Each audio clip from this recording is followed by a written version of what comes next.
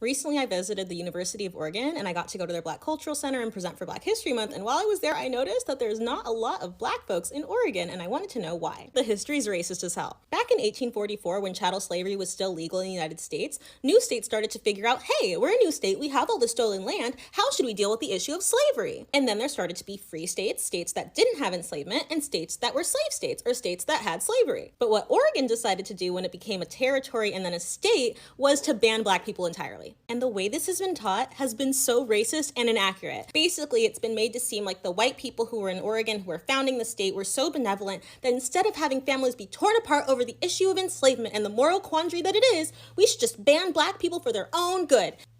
Which, has many layers of wrong. And the interesting thing is that they didn't completely ban Black people. They had a 3-year limit where Black people could live in the state. And then after those 3 years, they had something called lash laws, which legally mandated that Black people be beaten over a period of 6 months repeatedly until they left the state. And even those incredibly racist and violent laws were framed as being benevolent because at least the people weren't getting lynched.